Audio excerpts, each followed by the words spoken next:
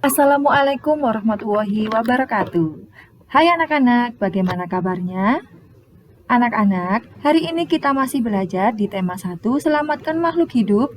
Subtema 1, Tumbuhan Sahabatku, pembelajaran 4.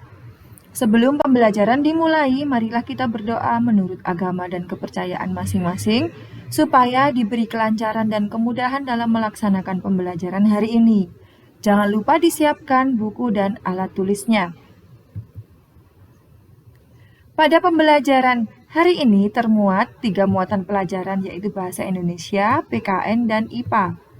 Berikut ini tujuan pembelajarannya. Tahukah kamu bahwa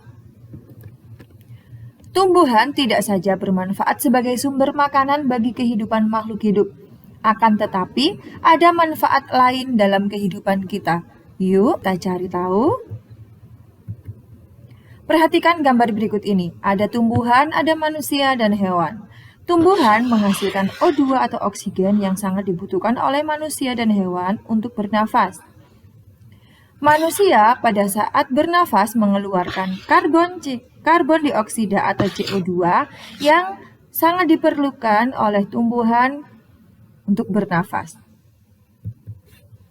Berikut ini beberapa manfaat tumbuhan bagi makhluk hidup. Yang pertama adalah menghasilkan O2 dan mengurangi CO2 sebagai bahan obat-obatan, mencegah longsor, abrasi, dan erosi tanah, kemudian sebagai tempat tinggal hewan dan manusia, dan mengurangi polusi udara.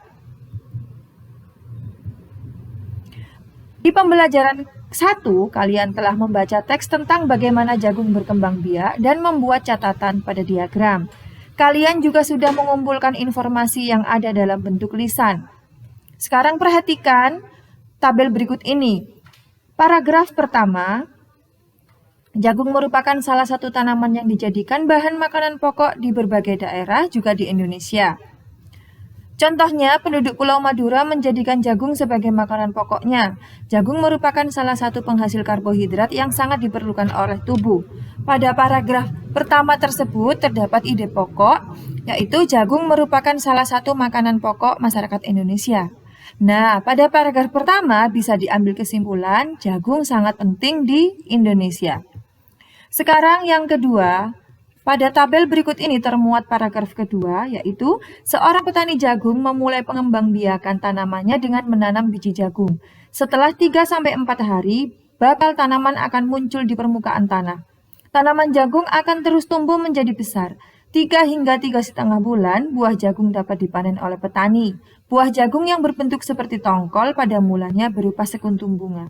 Ide pokoknya pada paragraf tersebut adalah pembiakan jagung dimulai saat bijinya ditanam. Nah, kesimpulannya jagung berkembang biak melalui biji. Sekarang yang kita bahas adalah apa yang dimaksud dengan kesimpulan? Kemudian bagaimana cara menemukan kesimpulan dan apa ciri-ciri kesimpulan yang baik? Perhatikan penjelasan bululuk berikut ini. Kesimpulan merupakan suatu uraian yang menjelaskan suatu pembahasan yang awalnya panjang menjadi lebih singkat, padat, dan jelas, sehingga lebih mudah dipahami. Cara menentukan kesimpulan adalah dengan menyusun gagasan pokok atau ide pokok yang terdapat pada setiap paragraf, kemudian ditulis ulang dengan menggunakan kata-kata yang memiliki makna yang sama. Ciri-ciri kesimpulan yang baik adalah menggunakan bahasa baik dan benar, menggunakan bahasa yang mudah dipahami, dan berisi pokok pembicaraan. Yang paling penting cara menentukan kesimpulan adalah baca bacaan dengan seksama. Sekarang mari kita baca sekali lagi dan mari kita pahami sekali lagi tentang Pancasila. Pancasila. 1. Ketuhanan yang Maha Esa. 2. Kemanusiaan yang adil dan beradab. 3. Persatuan Indonesia. 4. Kerakyatan yang dipimpin oleh hikmat kebijaksanaan dalam permusyawaratan perwakilan. 5. Keadilan sosial bagi seluruh rakyat Indonesia. Pancasila adalah dasar negara Republik Indonesia. Sekarang, Kalian amati kedua gambar berikut sebagai tugas kalian hari ini. Setelah itu, nilai-nilai dari Pancasila, sila keberapakah yang terkandung dalam kedua sikap pada gambar tersebut?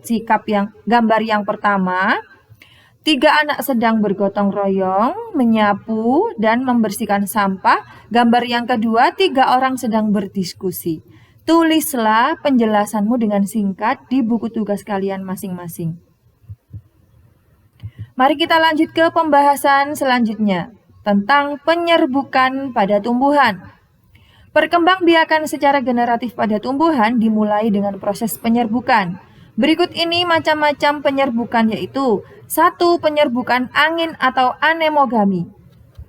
Anemogami adalah penyerbukan yang terjadi karena bantuan angin, biasanya terjadi pada tumbuhan yang tidak memiliki perhiasan bunga dan memiliki serbuk sari yang banyak dan ringan, contoh padi dan jagung. 2. Penyerbukan air atau hidrogami.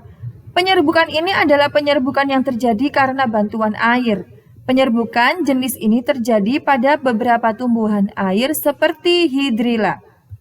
Yang ketiga adalah penyerbukan hewan atau zooidiogami. Penyerbukan zooidiogami adalah penyerbukan yang terjadi karena bantuan hewan. Terdapat 4 macam penyerbukan ini, diantaranya penyerbukan yang dibantu oleh serangga, dibantu oleh burung, dibantu oleh kelelawar, dan dibantu oleh siput. Sementara itu, berdasarkan tempat terjadinya penyerbukan, ada 4 macam penyerbukan yang terjadi pada tumbuhan, yaitu sebagai berikut. 1. Penyerbukan sendiri. Penyerbukan sendiri ini terjadi pada satu bunga, biasanya di bunga sempurna. 2. Penyerbukan silang, yakni terjadi pada satu bunga yang sejenis, tetapi tidak pada satu tumbuhan. Yang ketiga, penyerbukan bastar, yakni terjadi pada bunga dan tumbuhan yang berlainan. Keempat, penyerbukan tetangga, yakni terjadi pada bunga yang berlainan, tapi masih dalam satu tumbuhan. Bagaimana anak-anak? Sudah paham tentang penyerbukan? Sekarang perhatikan struktur bunga berikut ini. Ini adalah struktur bunga sepatu. Bunga sepatu merupakan bunga sempurna karena memiliki 2 kelamin, jantan dan betina pada satu bunga. Bunga sempurna bila memiliki alat kelamin jantan yaitu benang sari dan alat kelamin betina yaitu putik secara bersama-sama dalam satu organ. Bunga sempurna ini juga disebut bunga banci atau hermafrodit. Jika di dalam satu bunga hanya terdapat salah satu alat kelamin saja, maka bunga tersebut disebut bunga tidak sempurna. Seperti pada bunga salak itu bunga sempurna karena hanya memiliki satu alat kelamin.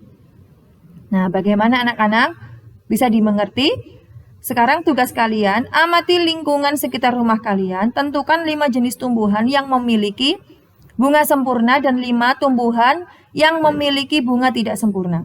Tulis dalam bentuk tabel seperti berikut, kerjakan di buku tugas tema kalian masing-masing dengan benar. Sampai di sini pembelajaran hari ini, kurang lebihnya mohon maaf, jangan lupa tetap semangat belajar berilmu, ilmu yang bermanfaat. Wassalamualaikum warahmatullahi wabarakatuh.